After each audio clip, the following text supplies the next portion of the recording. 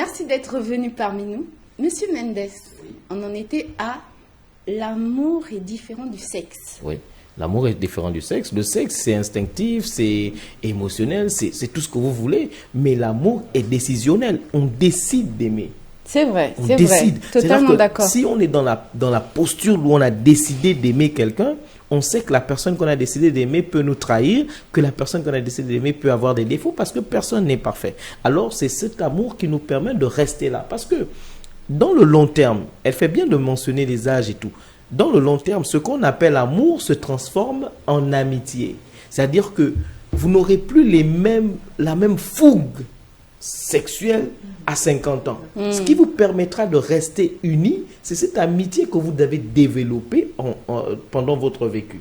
Et donc, ce qui fait, permets-moi de finir là, je vais chuter, ce qui fait que vous restez les mêmes personnes, malgré les coups, malgré les hauts et les bas, parce que vous avez développé quelque chose de fort. Je rebondis lorsque vous dites que l'amour est différent du sexe. Par exemple, mon mari fait un accident. Il est complètement handicapé, il n'est plus le même, le beau jeune homme que j'ai rencontré. Je vais continuer à rester avec lui parce que je l'aime réellement. Parce que vous l'aimez réellement. Pas parce que c'était le sexe, c'était voilà ou non. Malgré qu'il n'est plus à cause de cet accident ou deux fois il y a des gens qui ont, on appelle ça comment, des amputations. Des amputations par exemple, voilà. Ça c'est vrai. Voilà. Donc ça c'est quand vous dites bon, mon mari il est paraplégique aujourd'hui. Je vais lui faire les massages, je vais rester là. Je vais rester là, je ne bouge pas. Il ne va pas sombrer. Exactement. Et oui, il peut même se restaurer grâce au fait que vous soyez resté. Beaucoup de gens se meurent parce que les personnes sur lesquelles elles comptaient sont parties du jour au lendemain d'un accident, d'une perte de boulot, d'une perte d'un membre, ce que vous voulez. Or, l'amour, on reste. Quand on aime, on reste. Quand on aime, on répare. On ne sépare pas. C'est vrai. Si je peux rebondir, c'est que quand il y a infidélité féminine ou que ce soit masculine, c'est qu'au départ, dans le couple, il n'y a pas de vision. D'accord. Il n'y a pas une vision commune. Elle est quasi inexistante. On vit au jour le jour. Parce que pour moi, le couple, c'est un voyage initiatique. Parce que les deux partenaires, les deux conjoints vont s'initier à l'amour. C'est une initiation, d'accord, à l'amour. Ils vont s'initier au pardon, à la miséricorde. Ils vont s'initier aussi à la sexualité. Tout ça, c'est une initiation. Ça s'apprend tous les jours au fil du temps. Aujourd'hui, vous avez les réseaux sociaux. Je vais vous raconter une histoire. Mon époux et moi, on était à un mariage et on attendait l'arrivée des mariés. On était sur une grande table et il y avait 6 couples. Parmi les 6 couples, on était les seuls à discuter. Votre mari est... Voilà. On était en train de faire la conversation. Les autres étaient sur leur téléphone. C'est pas possible. Mais oui, c'est possible, madame. Ça veut dire quoi? Que le téléphone aujourd'hui sépare les couples. Ça, c'est une réalité. On est plus concentré à s'investir relationnellement sur WhatsApp, sur les réseaux sociaux. Ok? On se rend belle, on se rend beau, juste, on s'investit vraiment pour ce genre de choses. En aucun cas, après, on s'investit dans le couple. Parce que, mine de rien, quand on regarde les réseaux sociaux, on va voir des couples, limite, on les envie, hein. On se dit, waouh, mais... Alors que si vous rentrez dans leur intimité, c'est pas du tout ça. Non, c'est pas du tout ça. Parce qu'au départ, comme je dis, il faut être vrai dans le couple. L'importance du choix du conjoint, que ce soit l'homme ou la femme, est très important. C'est important de faire un bon choix. Et c'est vrai que même quand on fait un bon choix, on n'est pas à l'abri de l'infidélité. C'est vrai. Il faut se dire ça. C'est vrai. Et on n'est pas à l'abri de l'infidélité. Il suffit de quelque chose, de quelques secondes pour se dire, pour tout bascule. Voilà.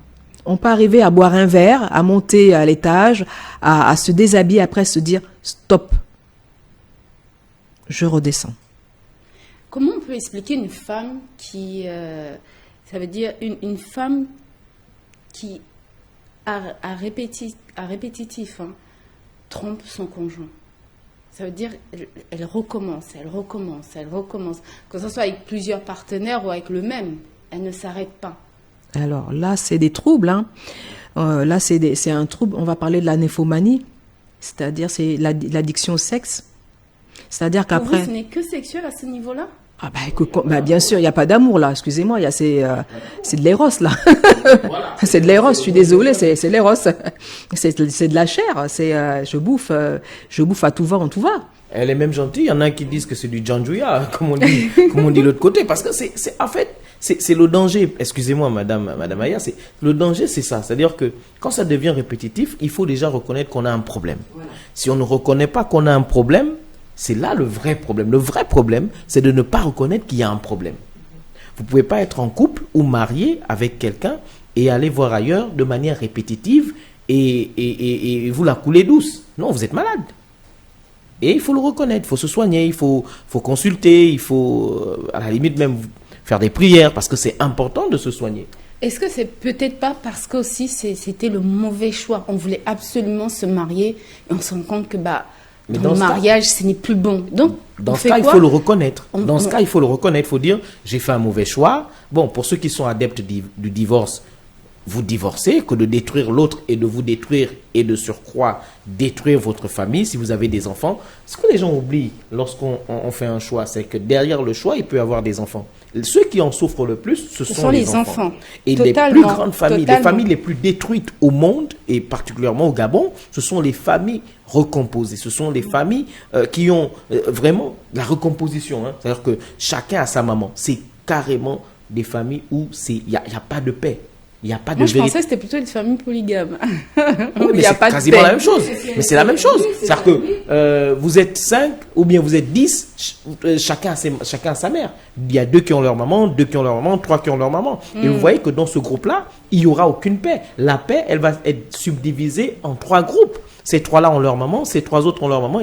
Et pourtant, ils ont un seul géniteur. Mais comme ils ont des mamans différentes, c'est un problème. Donc, les divorces, autant que parler de ça, créent aussi beaucoup de problèmes. Donc, le divorce ne vient pas seul. Il est la conséquence d'une tromperie répétitive où la personne, le partenaire, que ce soit l'homme ou la femme, va se dire « j'en ai marre de rester là, je vais partir ». Mais est-ce qu'on a pensé aux enfants? Et on a aujourd'hui, malheureusement, une société bancale, une société malade, des jeunes de 15-16 ans qui braquent, parce que les conséquences sont néfastes et elles sont à long terme destructives. C'est pourquoi on n'arrive pas à avoir une véritable jeunesse consciente dans nos pays africains. Si je peux rebondir au niveau de, parce que vous avez parlé de la famille, c'était la famille recomposée et par rapport aux enfants et la polygamie par rapport aux enfants qui étaient, vous pensiez que c'est plus du côté polygame que, que les enfants soient. Non. La différence, c'est que dans tout ce qui est polygamie, c'est que les coépouses vivent à l'intérieur du foyer. Oui. C'est différent. Elles vivent à l'intérieur. Donc ça voudrait dire que il y a une résilience que les enfants ont par habitude, ils sont là. D'accord? Donc, ils subissent, même s'ils n'ont pas choisi, mais ils subissent quand même ce choix-là. Or, pour les familles recomposées, c'est différent parce que là, il y a une famille type qui a été reconstruite avec différents enfants et les mères qui sont présentes, mais en même temps absentes parce que c'est juste les différents partenaires qu'il y a eu auparavant vont juste exercer leur paternité, leur maternité. Pas plus ni moins.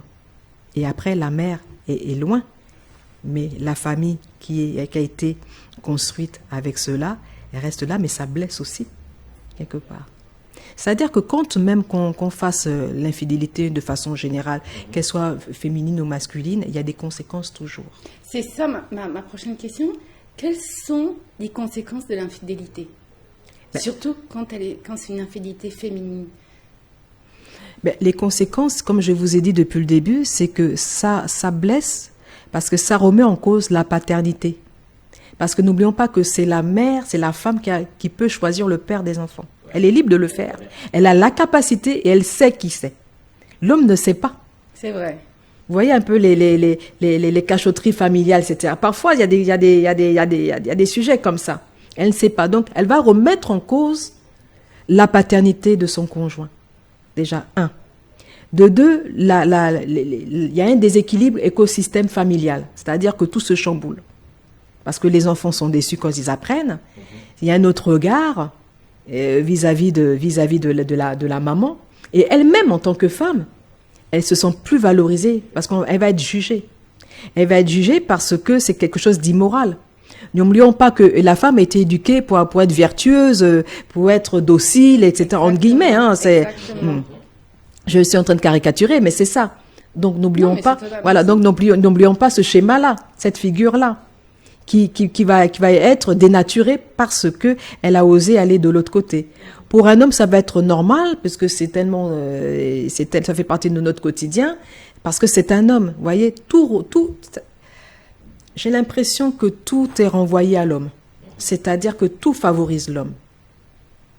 Tout est favorisé pour que l'homme soit bien et pour que la femme, en définitive, elle supporte. Je ne vais pas jouer les féministes, mais en fait, en gros, c'est ça. C'est vrai. C'est ça. N'oublions pas que qui a conçu l'homme et la femme. Mais nous, on veut contourner ça, là, et puis faire à notre sauce. Oui, c'est pourquoi moi je voulais peut-être, en rebondissant sur ce qu'elle dit, parler de standards. Aujourd'hui, que ce soit l'éducation sexuelle et ce qu'on veut nous enseigner, l'amour et tout ça, dépendent des standards sur lesquels on se tient. Il y a des standards que moi j'ai coutume d'appeler les standards divins. Donc, elle a parlé tout à l'heure de qui a conçu l'homme. Il faut déjà qu'on comprenne pourquoi est-ce que l'homme et la femme ont été conçus. Quel est le but ultime du sexe dans la vie du couple? Qu'est-ce que le sexe apporte dans un couple? Parce que si on ne comprend pas ça, si on se dit, bon, parce qu'on est, on est déjà formé, qu'on peut... Moi, par exemple, une des choses qui m'a toujours choqué, c'est d'entendre certaines mamans africaines dire à leurs filles, en tout cas, tu es déjà une femme, débrouille-toi. C'est une très mauvaise éducation qui a fait que ça a jeté à la vindicte populaire certaines filles qui se sont dit, bon, pour que j'achète mes serviettes hygiéniques, je dois me livrer à n'importe qui. Et puis, elle n'a plus le temps de choisir. Elle fait des choix par défaut. Le plus nanti, même si c'est un bangando, à partir du moment où il me donne 10 000 pour que je m'achète mes Vania et tout ça, ben, tant mieux, excusez-moi pour la pub. Donc voilà, en fait, c'est ça la vérité. Il faut qu'on reparte sur l'éducation. Il faut que l'éducation sexuelle soit au centre de notre société pour qu'on redresse la société et pour qu'on répare certaines injustices. Maintenant, par rapport à la question, en deux, trois mots, sur quelles sont les conséquences, mais les conséquences sont néfastes, elles sont gravissimes. On a des sociétés déséquilibrées, on a des familles déconstruites. Vous savez, une famille est faite pour qu'un père et une mère élèvent leurs enfants. À partir du moment où il manque une pièce du puzzle, on est embêté. Mais ça, on ne veut pas le reconnaître. On pense que c'est des choses qui arrivent que chez les Blancs. Non, on est humains et on est tous normalement constitués et il faut pallier à ça. Tout à l'heure, vous avez parlé de l'indépendance de la femme. Il n'y a pas longtemps, il y a une actrice américaine qui justement disait qu'elle s'est donné le droit de tromper son mari parce elle est mieux payée que lui. Elle paye les charges à la maison, c'est quasiment elle qui paye tout. Donc, elle s'est donné ce droit d'aller voir ailleurs.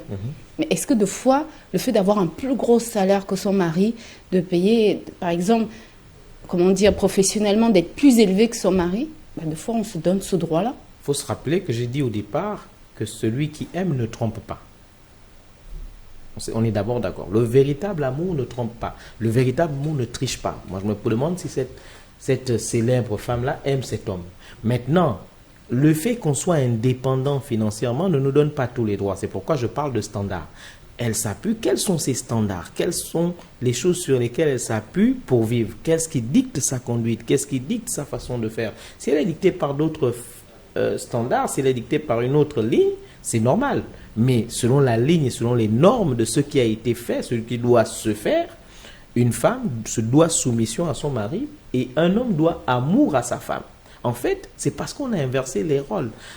Quelque part, vous lirez quelque part qu'il est dit que l'homme doit aimer sa femme et que la femme doit être soumise. Or, être soumise, c'est être sous une mission. Donc, c'est pourquoi j'ai aimé quand elle a parlé de rééduquer l'homme. Il faut que l'homme sache qu'il est né pour accomplir une mission et que la femme est née pour être sous cette mission-là. Or, on ne peut pas être sous la mission de quelqu'un qu'on n'aime pas. C'est Donc, vrai. la femme a autant la responsabilité d'aimer que l'homme. Mais l'homme doit comprendre que sa première responsabilité, c'est la couverture. Donc, c'est aimer. Et comment un homme aime? Un homme aime en protégeant.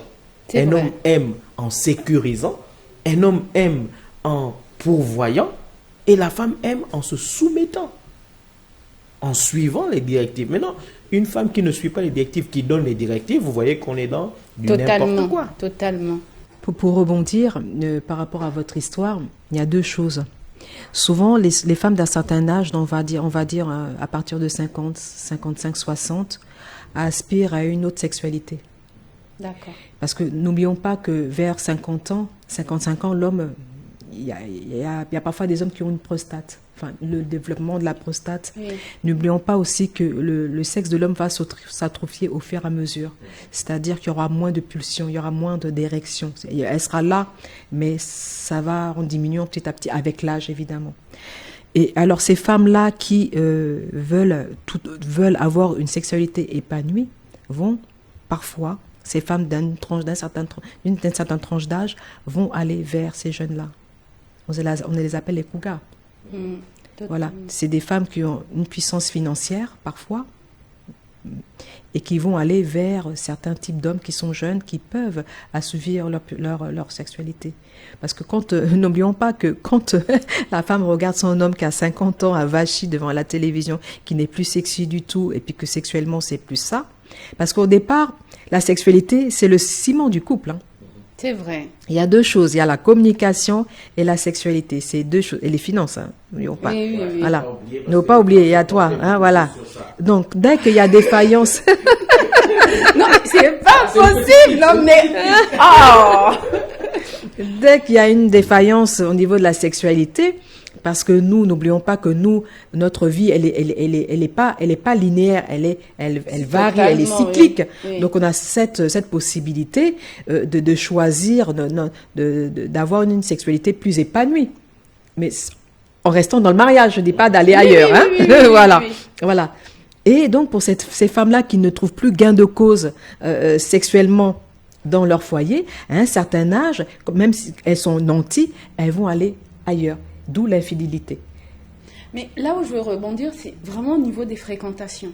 Parce qu'il y a toujours une copine qui va t'appeler pour te dire « Ah, Mako, il y a un petit ministre là qui te guette, tu vois, tu regardes ton gars qui se bat pour chercher sa miette. » Toi, tu te dis « Mais attends, donc il y a un grand financièrement qui peut... » Et ça, des fois, les copines, c'est pas sympa. Non, mais parce que parfois aussi, elles visent le gars, votre gars, hein. Ah, c'est vrai. Ah, Ça, moi, je suis une femme. Ça, c'est vrai. Là, on va pas se mentir. Ça, c'est... Je suis content que ce soit une femme qui le dise. On va pas se mentir. Qui puisait une femme mûre, une femme très sage qui le dit. Parfois, c'est parce qu'elle veut vous faire du remplacement. C'est-à-dire que bon, elle vous jette là-bas et ce sera la première à aller dire à votre mec que mais est-ce que tu sais que elle sort avec le ministre là et tout. Et le mec, ouais, machin. Pendant que vous êtes en train de vous embrouiller, ben, quand lui il sort, il dit bon, je vais prendre un verre avec des copains. Mais il est avec la copine en question. Totalement, c'est vrai. Et honnêtement, pour moi, il faut vraiment faire attention. Ma mère dit toujours, elle dit ça à ma grande sœur qui est mariée, une femme mariée n'a pas de copine. C'est vrai. Les mauvaises compagnies. Oui, exactement. Pour elle, quand on est marié, on arrête avec le copinage. Bon, alors après, au fur et à mesure des années et au fil du temps, vous allez voir que les copines que vous avez avant n'ont plus d'intérêt pour vous. Enfin, vous voyez plus d'intérêt d'être avec elles. Vous êtes dans un foyer. Vous avez un autre statut. C'est vrai. Vous avez un autre statut. Donc, les sorties que vous faisiez avant, vous pouvez vous les permettre. Après, on a des amis d'enfance, quand même, Oui. des bonnes copines qui étaient là pendant nos moments de galère. Et Oui. nous, on le dit souvent à notre maman. Mais dans des moments difficiles, ma frangine était là. Oui, après, il faut faire du tri dans votre C'est cercle vrai, d'amis. Il faut c'est faire du vrai. tri. C'est vrai. Il faut vraiment discerner vraiment les bons et les mauvaises fréquentations. Ce qui est bon, ce qui est mauvais. Voilà, soit vous êtes influencé, soit vous êtes influençable, soit vous influencez les gens. Et quand on est marié, moi je pense que si une femme est mariée, le bien pour elle, ce serait d'emmener ses copines qui ne sont pas stables dans le couple à être stables. Il faut qu'elles soient un modèle, il faut qu'elles soient une vitrine. Elles se disent, bon, moi j'ai envie de ressembler à Madame Aya parce que voilà, dans son couple il y a ceci, il y a cela. Il ne faut pas que par contre l'inverse se fasse, sinon c'est vous qui dégringolez. Vous êtes marié, vous avez trouvé une certaine stabilité avec votre chérie, et puis vous redevenez la fille qui veut encore sortir à 22h. Mais c'est impossible. C'est vrai. Voilà. On ne peut pas être une femme au foyer et être toujours la groveuse qu'on était. C'est impossible. C'est plus possible. Mais même les âges, les âges ne nous permettent plus de faire les mêmes choses. Moi, je me rappelle, il y a Mais c'est pas il y a pareil quelques pour années. les hommes, hein, mais les hommes n'ont pas l'air de le comprendre. Hein. Non, on le Il a comprend. toujours besoin d'aller prendre son Non, on verre le avec comprend. ses potes. Moi, je vous prends un exemple. Moi, par exemple, Quand j'avais 15, 20, 25 ans, j'étais un adepte des jeux vidéo. Je ne pouvais pas faire une journée sans jouer à la PlayStation. Mais aujourd'hui, je continue de jouer, mais plus à la même fréquence. C'est vrai, je peux oui. faire un mois sans jouer, mais c'était impossible. Je vous dis, je passais des nuits avec mon cousin de 6h à 6h avec Lionel. Donc Lionel, on peut veiller là-dessus. On est là. Mais aujourd'hui, il n'y a plus ça. Lui, il est à la mairie, moi je suis journaliste, donc on n'a plus le temps. On essaie de trouver 1, 2, 3 samedis quand on peut. On se fait après 5, 6 matchs, on se dit, ah, on est fatigué. Parce que il y a les responsabilités qui nous attendent, il y a ceci, machin. Donc c'est quand même qu'on comprend ça. Mais sauf que l'homme, il y a toujours un petit enfant qui sommeille en lui. Toujours. Contrairement, la femme, moi je ne sais pas, je me trompe. Si je me trompe, vous allez me corriger. La femme, on a l'impression qu'elle mûrit plus vite que nous. Ça, c'est à leur avantage. Nous, on mûrit lentement. Oui, parce que dans notre éducation et quand on reçoit des cadeaux de Noël, nous, on reçoit des poupées et des dinettes. Ce qui fait qu'on nous plonge inconsciemment dans l'univers d'un foyer. C'est vrai, totalement. Donc, ce qui fait qu'on nous prépare de façon,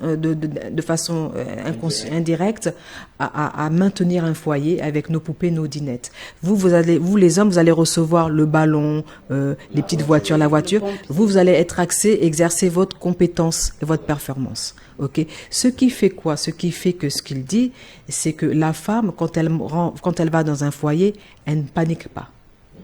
Il n'y a aucune panique.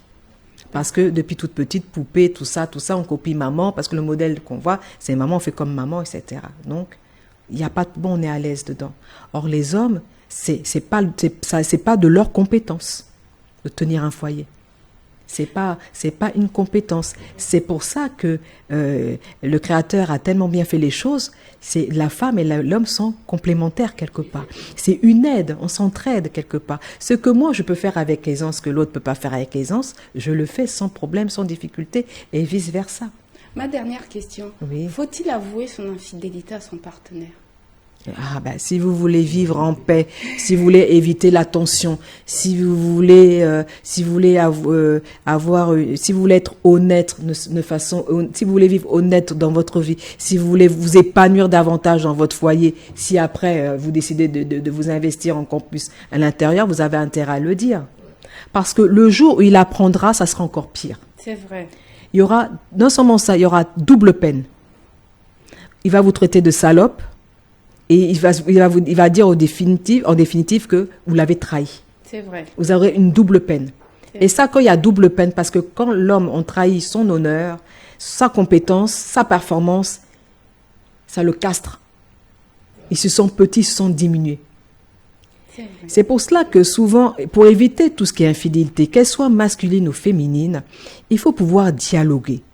Ce qui manque dans ton foyer, dis-le à ton époux. Il faut lui dire, regarde, il me manque ça. Pourquoi on n'est plus comme ça? Sexuellement, ça va pas. Essaye ici, on essayait ça, et si on essayait ça.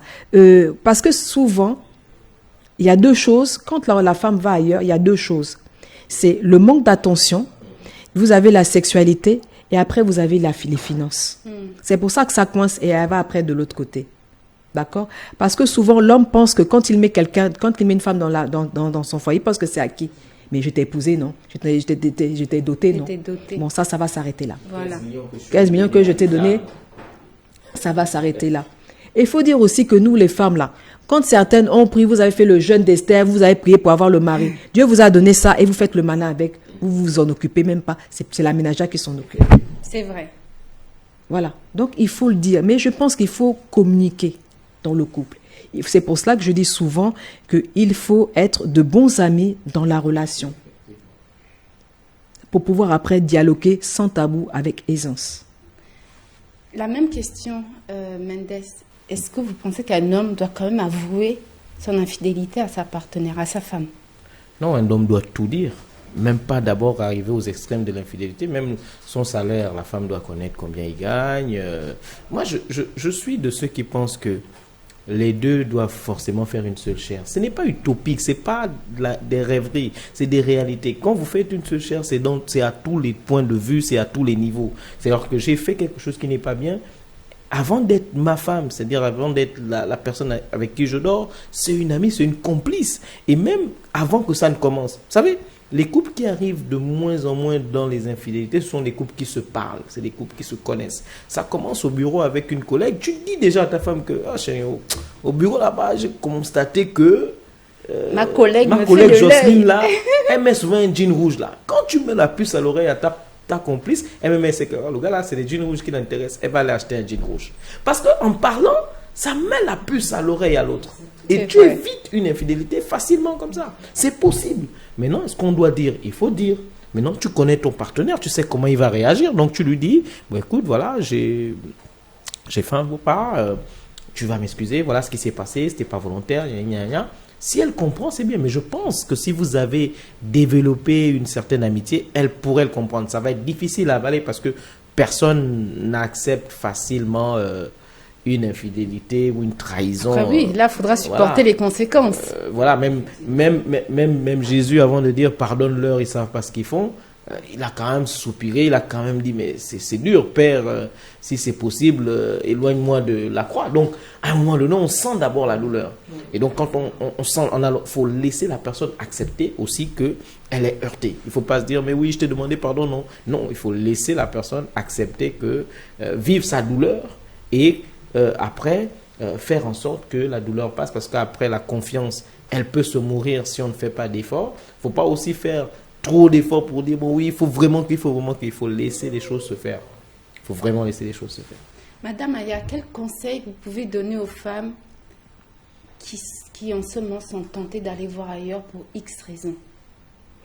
Moi, je dirais d'abord de dialoguer. C'est vraiment très important. Et il faut mettre un petit peu de spiritualité aussi dans sa vie conjugale, quoi, parce que quand on pense que c'est on est venu sur terre là comme ça. Non, c'est Dieu qui nous a créés. Je vais pas être évangéliste, mais c'est Dieu qui nous a créés. Et c'est pourquoi il a créé l'homme et la femme, parce qu'il a vu que dans tout ça là c'était bon. Donc il faut avoir une spiritualité conjugale, c'est ça. Il faut prier ensemble. Moi, je me souviens, je suis dans les équipes Notre-Dame, c'est une spiritualité conjugale. Et on a ce petit module qui s'appelle le devoir de s'asseoir. C'est le DSA. C'est-à-dire que quand vous voyez que ça va mal dans le couple, vous prenez un rendez-vous et vous vous asseyez, d'accord, et vous faites votre DSA, votre devoir de s'asseoir, sans juger l'autre. Aujourd'hui, ce mois-ci, c'est une fois par mois. Donc, ça ne va pas ce mois-ci parce que. Si vous ne communiquez pas et que vous pensez que l'autre va deviner, il y aura toujours des blessures et des meurtrissures. Déjà, 1.